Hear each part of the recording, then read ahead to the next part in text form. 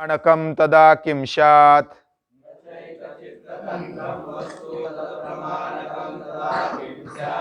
न चैकचित्ततन्त्रं वस्तु तदप्रमाणकं तदा किं स्यात्।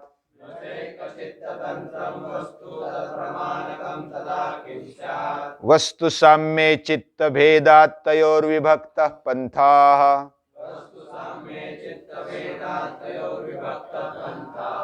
वस्तु साम्ये चित्तभेदात् तयोर्विभक्तः पन्थाः।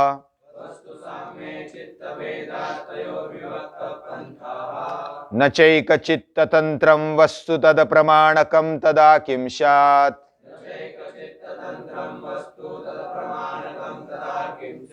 न चैकचित्ततन्त्रं वस्तु तदप्रमाणकं तदा किं स्यात्।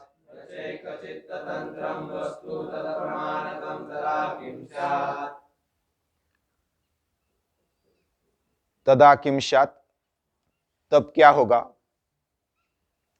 पहले वाले सूत्रों के अनुसार जो भी महर्षि पतंजलि बताते हैं वे चित्त के लगभग सभी बाजुओं को समझाना चाहते हैं। चित्त यानी ये आईने जैसा है। आईने में हमारा प्रतिबिंब दिखता है, या तो हमने अलग अलग उसके लिए उपमाएं सुनी थी। दूसरी है सरोवर और तीसरी है उपमा स्फटिक मणि। चित्त आईने जैसा है, या तो सरोवर जैसा है, या तो स्फटिक मणि जैसा है। चित्त यानी हमारा मन, अंतःकरण। वह उसका कुछ नहीं है खुद का, जो भी सामने है वो दिखाता है, और जितना उसके ऊपर कचरा है वैसा ही वो दिखाई देगा।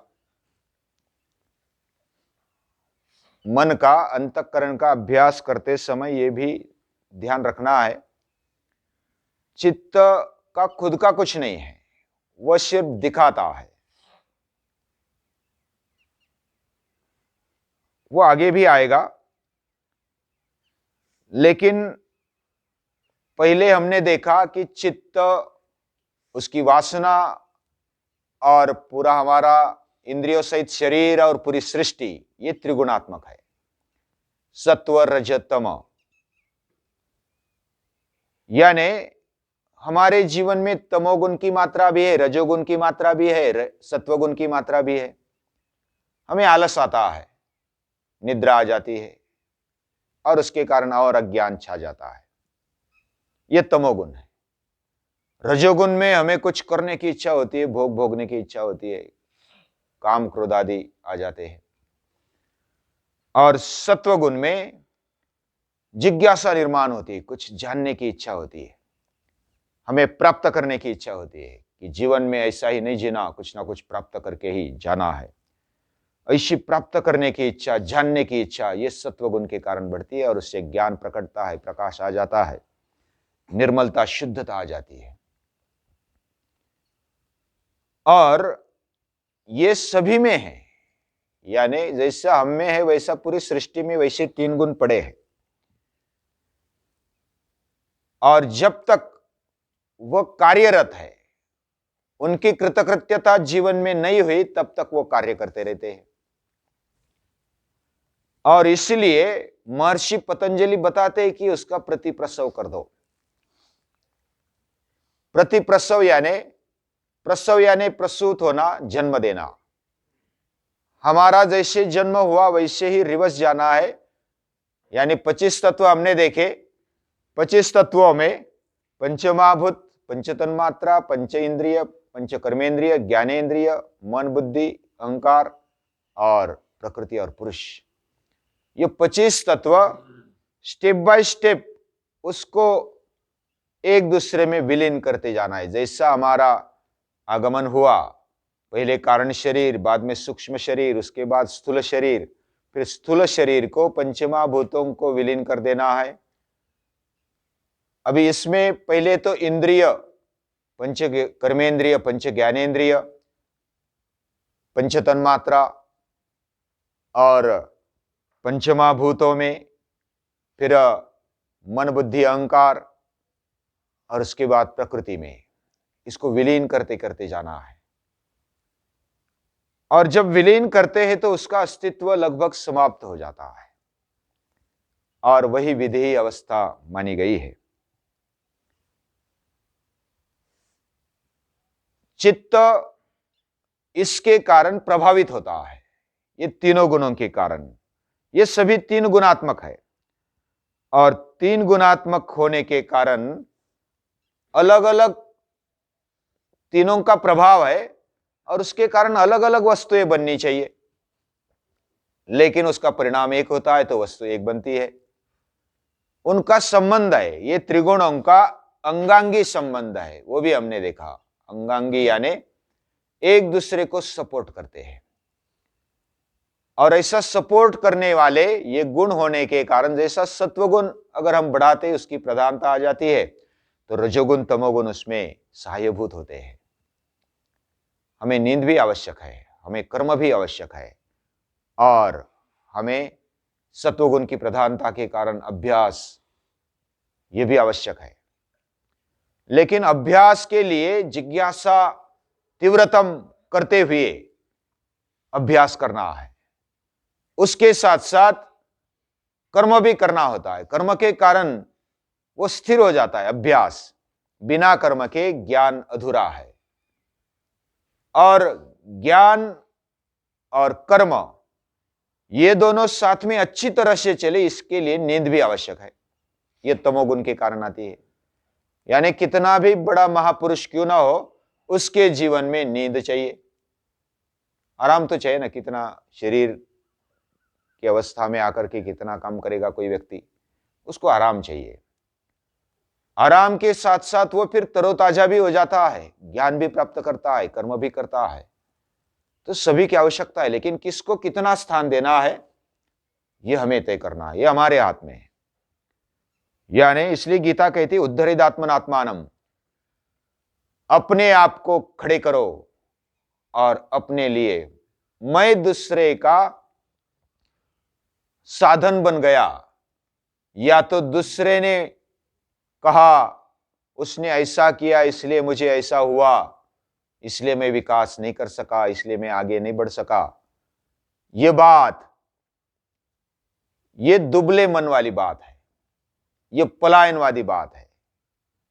हम अपने आप को फंसा रहे हैं, गुमराह कर रहे हैं। यानी हम में जो शक्ति है उसको जानो, ये योग दर्शन कहता है। और इसलिए आज के सूत्र में कहा है कि नचैक चित्त तंत्रम वस्तु, हमारा चित्त ये अलग है और वस्तु अलग है। अभी कल हम विज्ञानवाद के बारे में सोच रहे थे। विज्ञानवाद क्या कहता है कि हमने ही, हमारे चित्त ने ही ये सब कुछ खड़ा किया है। यानी हम पेड़ देखते हैं तो पेड़ देखते हैं, इसका मतलब हमारे चित्त में उसका रूप, उसका रंग खड़ा हो गया और उसको देखा। ये बात भी सही है, लेकिन इसका मतलब हमारे चित्त ने उसको खड़ा किया और उसका स्पेशल या तो विशेष अस्तित्व है क्या? नहीं है। तो विज्ञानवाद कहता है उसका अस्तित्व नहीं है।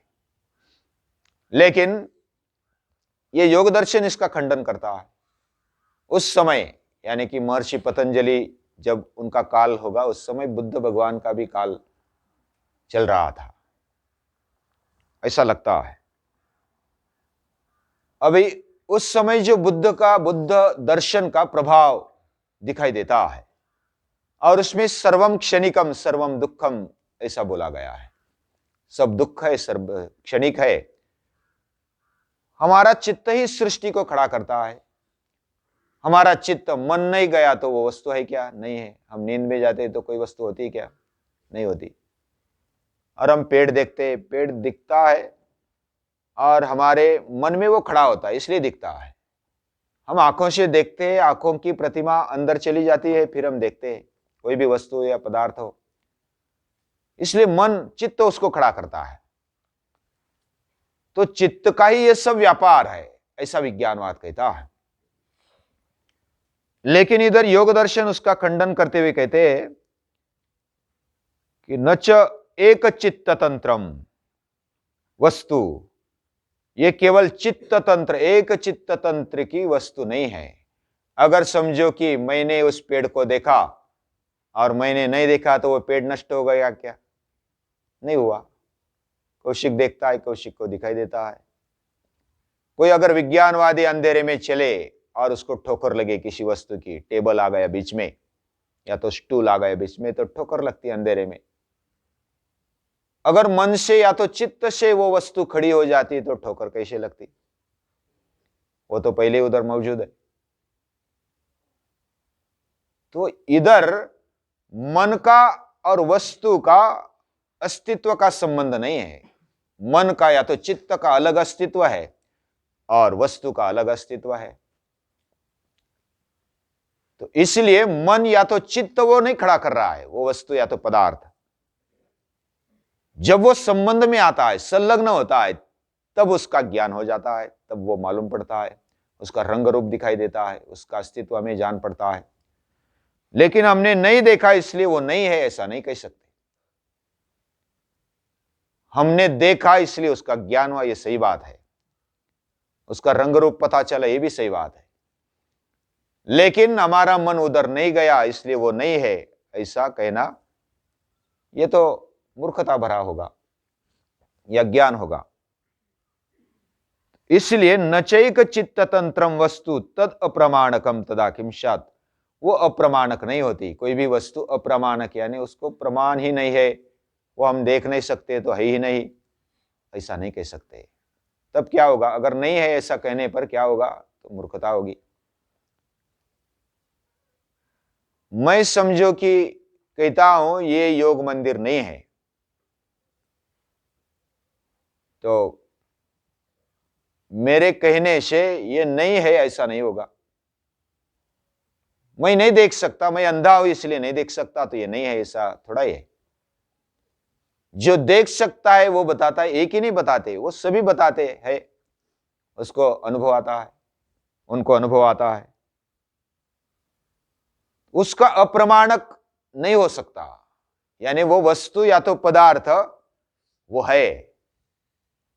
तो इस प्रकार वस्तु वस्तु के जगह पर है, मन मन के जगह पर है। और जब हमारा चित्त उधर जाता है, हम उसको संलग्न करते हैं, उसके नजदीक ले जाते हैं, तो उसका ज्ञान होने लगता है। यह बात है। चित्त जिधर जाता है उस वस्तु का ज्ञान उसको प्राप्त होने लगता है। अभी वो जो ज्ञान है वह चित्त वृत्तियों के हिसाब से होता है। हमारी चित्त वृत्ति कैसी है इसके हिसाब से वो ज्ञान होता है। जैसे पहले हम देख चुके कि हमारी आंखों में अगर पुतली है, मेरी आंखों में पुतली है तो हमें धुंधला, मुझे धुंधला दिखाई देगा। अगर चश्मा मेरा नीला है तो नीला दिखाई देगा, लाला है तो लाला दिखाई देगा, अगर पीला है तो पीला दिखाई देगा। मेरी दृष्टि जैसी है, मेरी नजर जैसी है, वैसा मुझे दिखाई देगा। मेरी जैसी बुद्धि है, चित्त है, वैसा ज्ञान मुझे प्राप्त होता है। यानी कि चित्त वृत्तियां, चित्त के नजदीक जो कचरा है, जो अशुद्धता है, जो भी उसमें पड़ा है, उसके साथ वो दिखाई देता है। जैसे आईने में कचरा है आगे, उस पर धूल है और धूल के कारण सामने वाली वस्तु पूरी की उस पर भी धूल दिखाई देती है, उस पर भी कचरा या तो कीचड़ दिखाई देता है। ये वस्तु का दोष नहीं है, ये हमारे चित्त का, चित्त वृत्तियों का, उसको साफ नहीं किया इसका दोष है। उसको स्वच्छ करते समय यह ध्यान देना पड़ेगा। इसलिए गुणों का वर्णन किया और गुणों का वर्णन करते हुए गुणों के पार जाना है, गुणों को विलीन कर देना है प्रकृति में। शुद्ध जो प्रकृति है उसमें विलीन कर देना गुणों को, तब हमारे गुणों के कारण ये वासनाएं बनी है। और वासना चित्त के आसपास बैठी है, वासना यानी विकार, ये जो वृत्तियां है, और वो वृत्तियां आसपास होने के कारण हमें स्पष्ट ज्ञान नहीं होता है, हमें स्पष्टता नहीं आती। इसलिए इसका संबंध ध्यान में रखो। चित्त है, चित्त का खुद का कुछ नहीं है, उसके ऊपर कचरा है। वो कचरे के कारण वो प्रतिबिंब जैसा कि वैसा नहीं दिखाई देता है। और वो जो चित्त है वो भी त्रिगुणात्मक है, जो कचरा है वो भी त्रिगुणात्मक है। जो भी कचरा जिसके कारण खड़ा हुआ है वो भी त्रिगुणात्मक है। अविद्या हो तो या तो और भी कुछ है, भाव, ज्ञान, ये सभी त्रिगुणात्मक सृष्टि होने के बावजूद भी हम जब उसको शुद्ध बनाते बनाते, यानी कि अभ्यास और वैराग्य से इसको हम अच्छा बना सकते हैं, शुद्ध बना सकते हैं।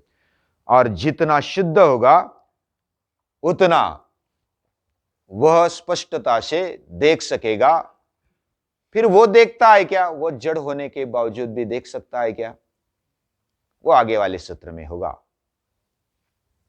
यानी जब चित्त के तंत्र से अगर वस्तु नहीं है, इसका मतलब चित्त अलग है, वस्तु अलग है, और उसका अप्रमाणक नहीं होगा। यानी कि अस्तित्व सभी का माना है, ये सृष्टि का अस्तित्व माना है, चित्त का अस्तित्व माना है, और अभी आगे भगवान का भी अस्तित्व माने जा रहे हैं। यानी कि आगे आने वाले सूत्र में पुरुष के कारण हम हमारे चित्त को बनाए रखते हैं, उसको अलग अलग दृष्टि से उपयोग कर सकते हैं।